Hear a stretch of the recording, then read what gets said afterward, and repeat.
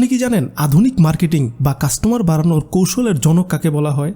তিনি হচ্ছেন জন ওয়ানামাকার। 1876 সালে যখন পুরো দুনিয়া ব্যবসার মানে বুঝতো কাস্টমারকে পণ্য গুছিয়ে দিতে পারলেই শেষ, কিন্তু সেই সময়ে তিনি একটা অদ্ভুত ঘোষণা দিলেন, আপনার পণ্য যদি পছন্দ না হয় তবে এসে ফেরত দিয়ে যান, আমি কোনো প্রশ্ন করব না। এই কথা শুনে তো মানুষ অবাক। মানুষ ভেবেছিল এই লোক পাগল হয়ে গিয়েছে।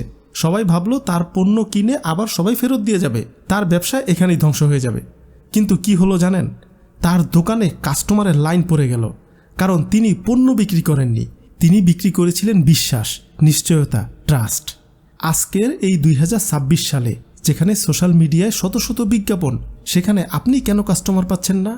কারণ আপনি পণ্য বিক্রি করছেন, কিন্তু কাস্টমারের মনের যেই ভয় বা পেইন পয়েন্ট সেটি আপনি দূর করছেন না। তাই আজকের ভিডিওতে আমি আপনাকে দেখাবো কিভাবে চাণক্য নীতির আলোকে মানুষের মন জয় করে কাস্টমারের সংখ্যা বাড়ানো যায়। তো সবার প্রথম যে জিনিসটি বুঝতে হবে, কেন কাস্টমার আপনার দোকানে এসে আবার ফিরে যায় অথবা আপনার অনলাইন পেজে এসে আবার ফিরে যায়। চাণক্য বলেছিলেন, মানুষের প্রয়োজন বুঝতে পারাটাই ব্যবসার প্রথম ধাপ। অধিকাংশ ব্যবসায়ী এই ভুলটিই করেন, তারা তাদের পণ্যের গুণগত মান গাইতে থাকেন, কিন্তু কাস্টমার কি এই জিনিসটা আপনার কাছ থেকে জানতে চায়? কখনোই না।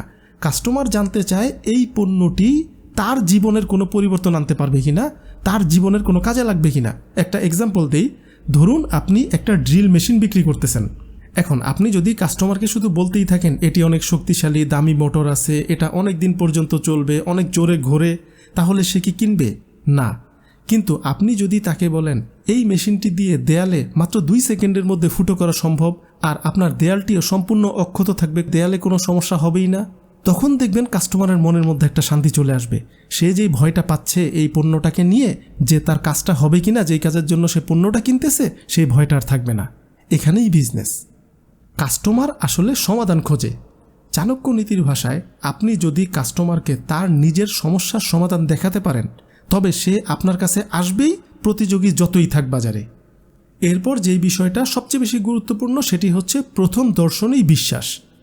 চাণক্য তার অর্থশাস্ত্রে বলেছেন, ব্যবসায়ীর চেহারা এবং ব্যবহারই হলো তার প্রথম পুঁজি। আপনি যদি অনলাইনে বিজনেস করেন, তবে আপনার ওয়েবসাইট বা সোশ্যাল মিডিয়া পেজটি হলো আপনার দোকান। সেটি যদি অপরিচ্ছন্ন হয়, তবে কাস্টমার মনে করবে আপনার পণ্যের মানও ঠিক নেই। আজকের দিনে কাস্টমার বাড়াতে হলে 3টি কাজ আপনাকে করতেই হবে। Number 1, visual authority. আপনার কন্টেন্ট বা দোকানের সাজসজ্জা যেন প্রফেশনাল হয়, মানুষ যেন বিশ্বাস করতে বাধ্য হয়।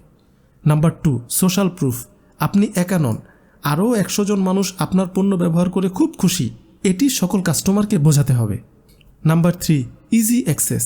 কাস্টমারের যদি আপনাকে খুঁজে পেতে 3 সেকেন্ডের বেশি সময় লাগে, তবে সে আপনার কাছ থেকে পণ্য না কিনে আপনার কম্পিটিটরের কাছে চলে যাবে। তাই যে করেই হোক, অনলাইন অফলাইন, আপনাকে পারফেক্টভাবে ইজি অ্যাক্সেসেবল হতে হবে, মানে মানুষের হাতের কাছেই আপনাকে থাকতে হবে।